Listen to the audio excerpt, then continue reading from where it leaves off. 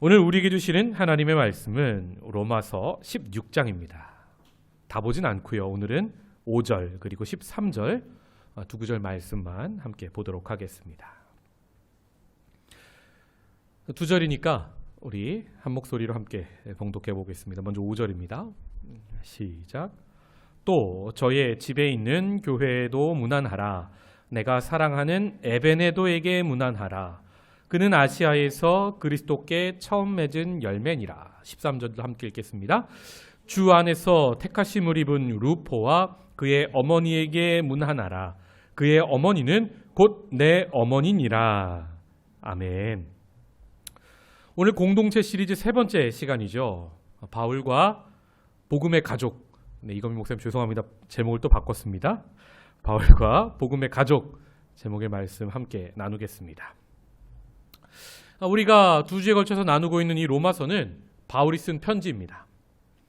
바울은 로마 교회에 자신을 선교사로서 셀프 추천하기 위하여 편지를 씁니다. 이 편지가 신약 성경 안으로 들어와 로마서라는 이름이 붙게 되었습니다. 우리가 이 로마서를 제대로 이해하려면 2000년 전 당시 고대 사람들의 세계관, 지구에 대한 이해를 우리가 알아야 합니다. 2000년 전 고대 사람들은 세상에 끝이 있었습니다. 중심은 어디일까요? 로마입니다. 로마가 중심이고 로마의 동편에 어디가 있습니까? 동편 끝이 예루살렘입니다. 그리고 로마 중심으로 서편 끝이 어디입니까? 서바나, 스페인이라고 생각했습니다. 자, 이 세계관으로 이제 설명을 드립니다. 바울은 로마의 동편이죠. 예루살렘으로부터 로마 바로 전까지 복음을 다 전했다고 생각합니다. 그래서 자신이 로마서 15장을 보면 예루살렘으로부터 일루리곤까지 로마 바로 전입니다. 복음을 편만하게 전했다라고 기록하고 있죠. 이제 바울은 한 가지 할 일이 남아 있는 겁니다. 어디까지요? 로마까지요. 더 나아가 어디까지요? 로마의 서편 그리고 그 끝에 있는 스페인 서바나까지 복음을 전할 원대한 계획을 마음에 품고 있습니다. 그것을 로마서에서 밝히고 있죠. 로마서 15장 23절입니다. 이제는 이 지방에 일할 곳이 없고, 이 지방은 어디입니까? 로마 동편에 이제 일할 것이 없다는 겁니다. 또 여러 해 전부터 언제든지 서바나로, 스페인으로 갈 때에 먼저 너희에게 가기를 바라고 있었으니 24절 이는 이게 바로 로마서를 기록한 이유입니다. 지나가는 길에 너희를 보고 먼저 너희와 사귐으로 얼마간 기쁨을 가진 후에 너희가 그리로가 어디입니까? 스페인까지 나를 선교사로 보내주기를 바람이라. 자, 바울이 로마서 편지를 쓰는 이유가 무엇입니까? 너희가, 로마 교회가 바울 자신을 그리로, 스페인으로 보내주기를 바람이라. 바로 이 말을 하고 싶어서 편지를 썼던 것입니다. 바울의 이 부탁이 이루어지려면 자신이 지금까지 전한 복음을 한번 잘 정리해서 로마 교회 성도들에게 소개할 필요가 있었습니다. 2000년 전 당시는 바울을 사도가 아니라고, 가짜라고 욕하는 사람들이 있었고, 또 그래서 바울이 전하는 메시지가 가짜 복음이라고 주장하는 사람들이 많이 있었기 때문입니다. 지금은 사도 바울 하면 신약 성경의 대부분을 기록한 대사도 아닙니까? 그런데 2000년 전에는 엄청난 박해와 방해와 이런 공작들이 있었다 이 말입니다. 자, 이런 악한 방해들 속에서 바울이 어떻게든 로마 동편까지는 복음을 전했는데 이제 로마 서편 그리고 땅끝 서바나까지 복음을 전하는 로마 서편 선교를 성공하려면 어떻게 됩니까? 중심에 로마 교회를 두고 로마 교회 성도들의 기도 또 물질적인 후원이 반드시 필요했습니다. 그래서 편지에 자신이 진짜 사도이고 또 자신이 전하는 복음이 무엇인지를 설명을 합니다. 바로 이 긴 설명을 통해서 로마서라는 복음의 핵심, 복음의 정수가 담긴 신약 성경책이 완성되어 2000년이 지난 우리에게까지 성경으로 전달이 되고 있는 것입니다. 자, 이런 배경을 알고서 로마서를 보면 로마서가 처음 문장부터 이해가 되기 시작합니다. 1절은 어떻게 시작합니까? 로마서 1장 1절. 예수 그리스도의 종 바울은 자기가 누군지를 설명하죠. 사도로 부르심을 받아 하나님의 복음을 위하여 택정함을 입었으니. 아멘. 무슨 말입니까? 자기가 가짜 사도가 아니고 진짜 하나님의 복음을 위해서 만세전에 택정함을 입은 진짜 사도라고 자신을 변증하고 있는 겁니다. 변호하는 겁니다. 또 2절은 무엇을 변호합니까? 자신이 전하는 복음을 변증합니다. 이 복음은 하나님이 선지자들을 통하여 그의 아들에 관하여 성경에 미리 약속하신 것이라. 아멘. 어떤 이들은 사도 바울이 구약 성경 하나님의 말씀을 율법을 버린다고 무시한다고 율법주의자들이 할례주의자들이 바울을 엄청 공격했거든요. 그게 아니라는 거예요. 자기는 율법을 무시한 적이 없다는 겁니다. 하나님이 구약에 약속하신 그 율법에 약속하신 그 아들을 보내주셨는데 바로 그 아들에 관한 복음을 내가 지금 전하고 있다고 자신이 전하는 메시지까지 변증하고 있는 겁니다. 자, 이 변증이 1장부터 15장까지 로마서에 가득 담겨 있지요. 성도 여러분, 하나님이 역사하시는, 하나님이 일하시는 방법을 보면은요, 악을 처음부터 차단하지 않으세요. 악이 공격하도록 내버려 두세요. 그런데 그 악을 사용하셔서 우리 하나님의 자녀들이 이 악을 이겨낼 수 있는 그 과정이 있지 않습니까? 그 속에서 하나님이 누구신지, 교회는 무엇을 해야 하는지, 또 복음은 무엇인지 변증해내도록 우리를 인도하시는 것을 이렇게 성경에서 우리는 보게 됩니다. 그리고요, 이 험한 공격 속에서 참 복음이 전해질 수 있도록 하나님은 돕는 손길을 바울에게 붙여주십니다. 바로 로마서 16장에 등장하는 바울의 동역자들이 바로 그 사람들입니다. 이 복음의 친구들이 바울과 함께 웃고 함께 울고 옥에 함께 갇히고 매도 함께 맞고 함께 기도하고 함께 이 로마 동편에 복음을 가득 전했기에 복음이 편만하게 지금까지 전해질 수 있었던 것입니다. 그 친구들의 이름이 로마서 16장에 기록되어 있습니다. 우리가 이 16장을 자세히 읽게 되면요, 마치 하나님 보좌 앞에 펼쳐져 있는 이 생명책을 읽고 있다는 느낌을 받게 됩니다. 마지막 날 이 영생을 얻게 되고 하나님으로부터 이 잘했다 내 아들아 하면서 생명의 면류관을 받을 명단 같은 그런 명단이 바로 로마서 16장이라 이 말입니다. 지난주에 우리가 살펴본 대로 이 명단에 처음 등장하는 이름이 무엇입니까? 우리가 1절을 봤죠. 베베라는 여성이었습니다. 이 사람은 고대의 여성임에도 바울의 보호자로 활동을 했습니다. 또 겐그레아 교회의 집사로서 교회를 지켜냈던 인물이기도 하죠. 또 이 사람이 얼마나 믿을 만한 사람이던지 바울이 이렇게나 중요한 로마 교회를 향한 편지를 맡겨서 베베가 그 편지를 들고 로마 교회에 전달했음을 우리가 알 수 있습니다. 더 나아가 바울은 그 베베를 로마 교회의 지도자처럼 목회자처럼 성도들이 예절을 다해서 영접해 줄 것을, 더 나아가 그녀가 쓰는 물질도 후원해 줄 것을 부탁하고 있는 것을 우리가 보았습니다.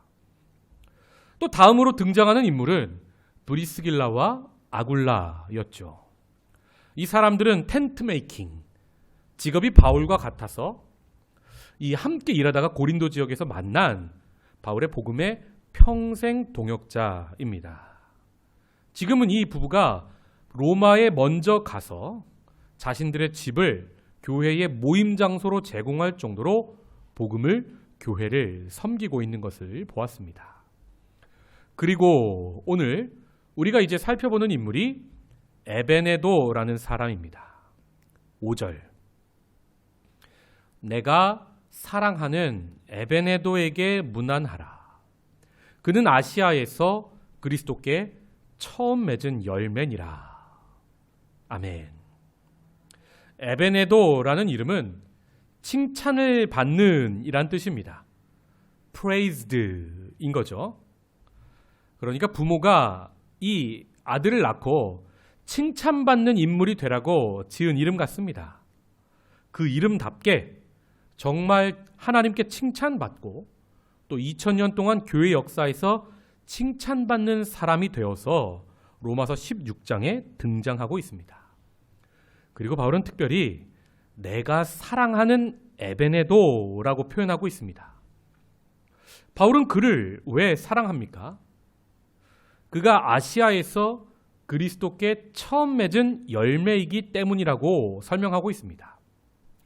여기서 아시아라고 번역되었는데 어떤 성경은 아가야라고 번역하기도 합니다.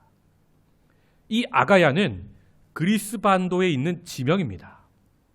로마에서 보기에 동쪽, 아시아 쪽이어서 아시아라고 번역하기도 한 듯합니다.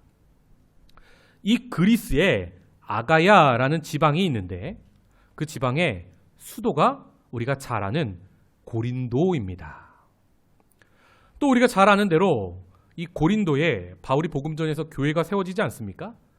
그런데 그 교회가 바울을 참 많이 힘들게 한 것을 우리가 고린도 전후서를 통해서 살펴보았습니다.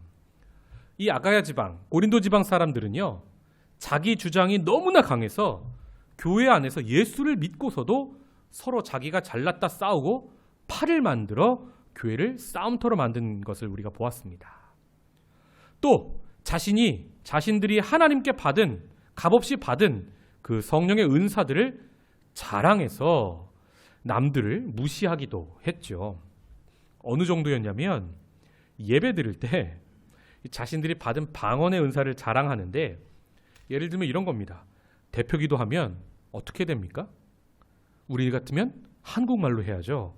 그런데 방언으로 막 대표기도를 하는 겁니다. 또 이렇게 소그룹 모여서 분방 공부하는데, 성경 공부하는데 자신들이 언어로 말할 수 있는데도 일부러 방언으로 막 합니다. 예배가 시끄럽고 서로 알아듣지도 못하고 난리가 나는 겁니다. 또 심지어 이 고린도 교회는 이 사도 바울이 개척했는데도 바울을 배척하고 바울을 공격하기도 했습니다. 이렇게 아가야 지방 고린도 사람들은 예수 믿고 나서도 자기 성질을 못 버리는 사람들이었죠. 그런데 예수 믿고서도 변하던 게 이 정도인데 예수 믿기 전 처음에는 어땠을까요? 바울이 그 아가야 지방에서 처음 복음 전할 때 정말 힘들었을 겁니다. 그런데 그곳에서 바울의 전도를 받고 처음 예수를 영접한 사람이 누굽니까? 지금 5절에 에베네도인 겁니다. 여러분, 농부가 참 열심히 씨를 뿌리고 이 여름 동안 그 땡볕에서 가꾸고 그래서 가을에 처음 열매를 거두면 농부가 얼마나 기쁩니까? 그것처럼 그 힘든 사역 속에서 처음 열매 에베네도를 회심자를 얻고서 너무나 기뻤던 것입니다.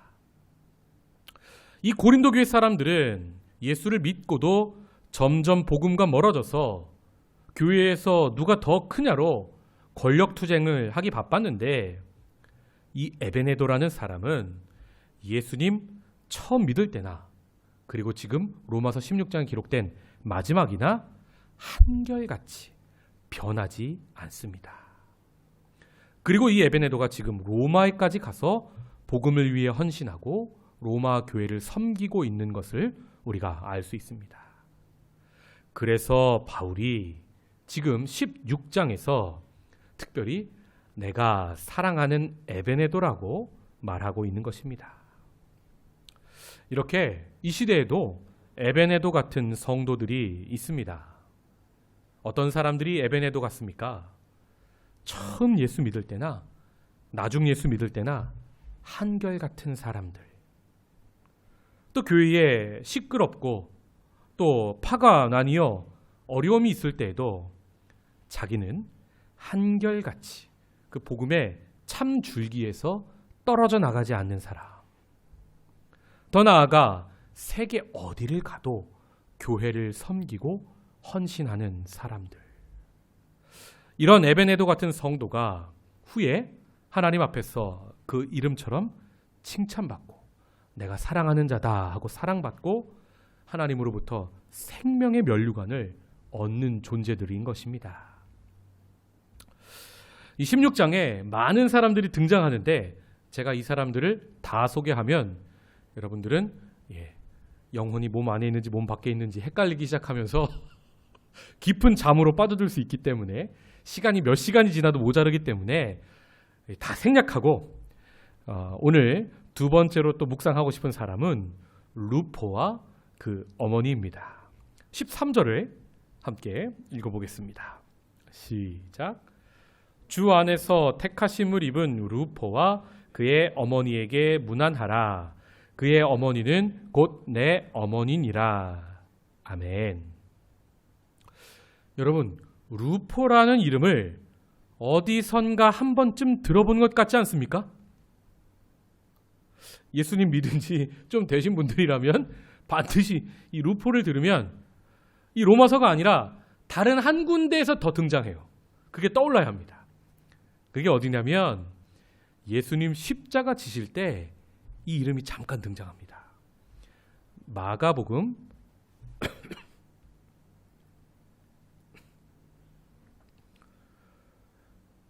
제가 요새 가슴이 좀 답답해서 죄송합니다. 마가복음 15장 21절입니다. 마침 알렉산더와 루포의 아버지인 구레네 사람 시몬이 시골로부터 와서 지나가는데 그들이 그를 억지로 같이 가게 하여 예수의 십자가를 지우고. 아멘. 이 루포의 아버지가 바로 구레네 사람 시몬입니다. 이 시몬은 구레네 시골에서 사는 사람이었는데 유월절을 맞아서 당시에 성전에서 하나님을 예배하려고 예루살렘에 왔다가 예수님이 십자가 지고 골고다 언덕을 오르시는 그 현장, 그 장소에 있었던 것입니다. 이때 이 시몬의 눈앞에서 예수님이 자꾸 넘어져서 앞으로 더 못 나가십니다. 이 로마 군병은 빨리 가 하면서 채찍으로 때렸겠죠. 그런데 예수님이 이미 그 전날 밤 죽기 직전까지 맞으셔서 쓰러지셨는데 일어나지를 못하시는 겁니다. 이 십자가가 그 당시 십자가가 여러분 너무나 무겁고 커서 컨디션이 좋은 남성도 홀로 지고 가기가 어려운데 그 험한 골고다 언덕길을 그것도 죽기 직전까지 맞으신 예수님이 지고 가다가 쓰러지실 수밖에 없는 겁니다. 예수님이 이 시몬 앞에서 더 움직이시지를 못합니다. 이때 로마 군병이 이 예수님 바로 옆에 있던 루포의 아버지 구레네 사람 시몬에게 이봐, 거기 너 남자, 너 이리로 와서 이 예수의 십자가를 네가 져라 명령을 했던 것입니다. 이때 이 시몬이 내가 왜 그 사람 십자가를 내가 지냐고 도망하지 않고 시몬이 예수님의 십자가를 대신 집니다. 처음에는 성경의 표현대로 억지로였지만 이 십자가를 대신 지고 그가 그 험한 골고다 언덕길을 올라갑니다. 사람 중에 예수님이 지셔야 할 그 십자가를 져본 사람은 이 시몬이 유일합니다. 이 시몬의 도움으로 예수님은 골고다 언덕 끝까지 오르실 수 있습니다. 온 인류를 위한 하나님의 구원 프로젝트를 완성하는데 예수님도요, 힘이 모자라세요. 그런데 예수님의 그 육체적 기력이 다한 그 자리에 바로 하나님이 시몬을 예비하셨고 그 시몬이 사용받았던 것입니다. 예수님이 따로 말씀은 하지 않으셨지만, 아니, 아마도 말할 힘도 없어서 말을 전하지 못하셨겠지만, 그 당시 예수님이 시몬에게 얼마나 고마우셨을까요? 그래서 예수님은 이 시몬과 시몬의 가족이 복음을 듣고 구원을 얻을 수 있도록 보이지 않게 인도하십니다. 아마도 이 시몬과 아내와 지금 등장하는 아들 루포, 또 알렉산더까지 이 4명의 가족이 이때 아버지가 십자가를 지신 이후로 예루살렘을 떠나지 않았던 것 같습니다. 우리가 주일마다 나누는 사도행전대로 이 마가다락방에서 기도하던 120명 중에 이 가족이 있었던 것일까요?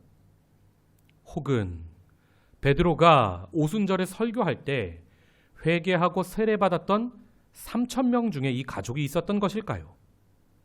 자세한 것은 기록이 없어서 다 알 수 없지만 분명한 것은 이 가족이 복음을 듣고 성령을 받고 예수님을 주로 그리스도로 영접하게 되었다는 사실입니다.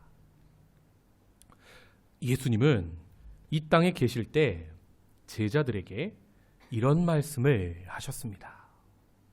마가복음 8장 34절. 무리와 제자들을 불러 이르시되 누구든지 나를 따라오려거든 자기를 부인하고 자기 십자가를 지고 나를 따를 것이니라. 아멘. 이 구레네 사람 시몬은 처음에는 억지로 예수님의 십자가를 잠시 졌지만 나중에는 자기가 자신의 십자가를 지고 자기를 부인하는 예수님의 제자가 되어 자신의 사명의 언덕을 오르는 사람이 되었던 것입니다. 그래서 그 구레네 시몬의 아들 루포도 예수님을 영접했고 지금 로마서 16장에 그 아들 루포가 등장하고 있는 것입니다. 바울은 루포를 향해 주 안에서 택함을 입은 사람이라고 말하고 있습니다. 루포의 아버지가 예수님 십자가를 진 것은 절대 우연이 아니고 하나님이 택하셔서 그때 그가 그 자리에 있었다는 뜻입니다. 그래서 그 아들 루포까지 그 가족이 하나님의 택하심 안에 함께 거하고 있는 것입니다. 또 바울은 루포의 어머니이죠. 구레네 시몬의 아내에게 인사를 전해달라 말하며 자신의 어머니라고 소개합니다. 13절을 다시 읽어보면 주 안에서 택하심을 입은 루포와, 이 루포가 누군지 정확히 아셨죠? 그의 어머니에게 문안하라. 그의 어머니는 곧 내 어머니니라. 아멘. 바울이 이 부활하신 예수님을 만난 이후에 자기를 매일 십자가에 못 박는 삶을 살죠. 바울은 그렇게 평생을 예수님 십자가만 붙들고 살았던 사람입니다. 그런 그에게 잠시나마 예수님의 십자가를 졌던 구레네 시몬이라는 사람은 정말로 존경의 대상 아니었겠습니까? 그래서 그 시몬의 가족과 바울이 매우 가깝게 지냈던 것 같습니다. 그리고 그 복음 안에서 이 시몬의 아내, 그러니까 루포의 어머니죠. 이분이 바울을 아들처럼 잘 대해줬던 것 같습니다. 여러분, 바울은 결혼을 안 해서 따로 가족이 없었습니다. 그런데 하나님께서는 주 안에서 영적인 가족을 만들어 주셨던 것입니다. 예수님은 복음서에서 이런 말씀을 하셨습니다. 마가복음 10장 29절. 예수께서 이르시되 내가 진실로 너희에게 이르노니 나와 복음을 위하여 집이나 형제나 자매나 어머니나 아버지나 자식이나 전토를 벌인 자는, 이 사람이 바울이죠. 현세에 있어 집과 형제와 자매와 어머니와 자식과 전토를 100배나 받되 박해를 겸하여 받고 내세의 영생을 받지 못할 자가 없느니라. 아멘. 여러분, 성경에서 예수님이 하신 모든 말씀은요, 그 약속은 다 이루어져요. 바울이 믿고 자기 전 인생을, 모든 것을 뒤로 하고 복음을 전하지 않았습니까? 그러니까 하나님께서 바울을 홀로 두지 않으시고 그에게 복음의 가족을 하나님이 직접 채워주셨던 것을 우리가 로마서 16장을 통하여 보고 알 수 있는 것입니다. 오늘 우리가 16장에 나오는 모든 사람들을 다 다루지는 못했지만 대표적인 사람들만 2주에 걸쳐서 대략 한 5명 봤나요?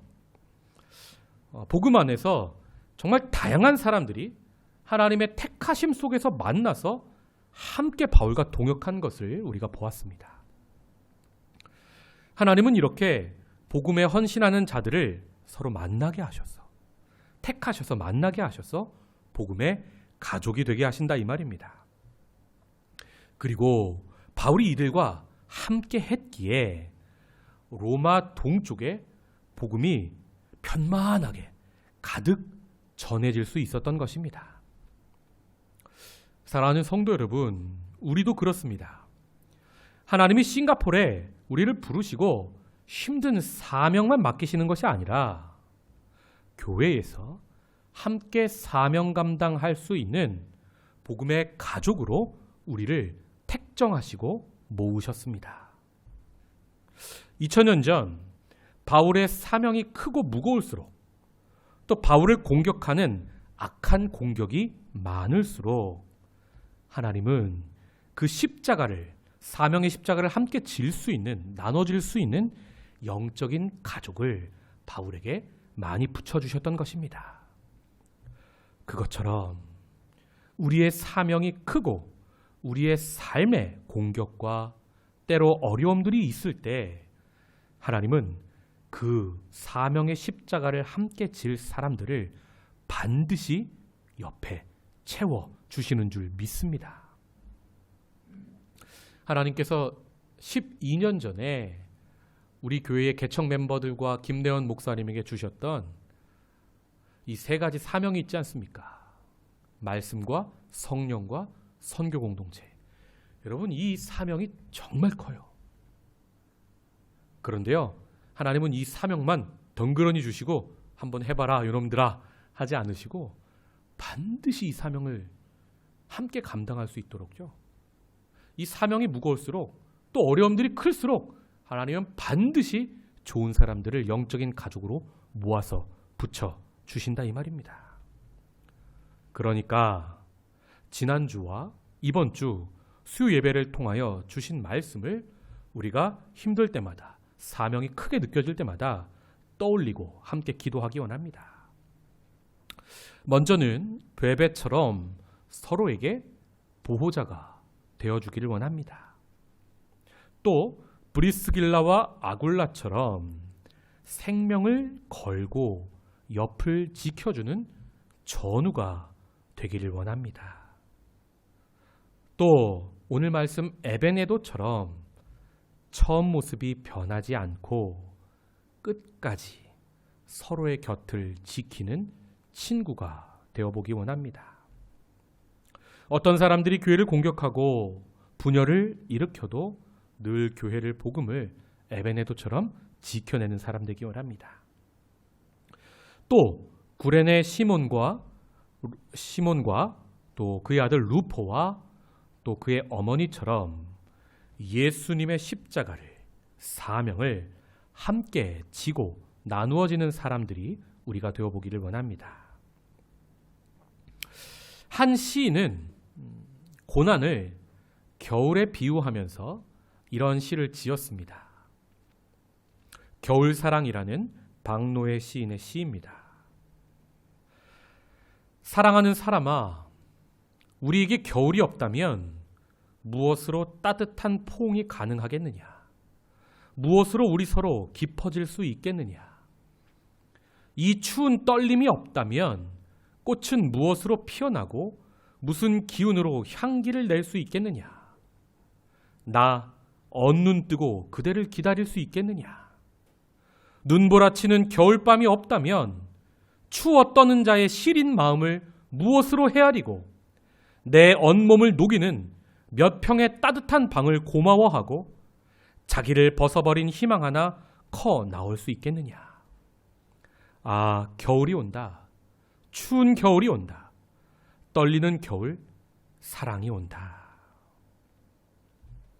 성도 여러분, 좌충우돌 많은 일들이 있겠지만 2021년 로마서 16장에 나오는 사람들처럼 겨울이 추울수록 더욱 사랑을 우리가 나눈다면 우리를 통해 하나님 나라가 임할 것이고 우리 사는 곳곳에 하나님이 주시는 복음의 봄이 겨울을 녹이고 찾아오게 될 것입니다.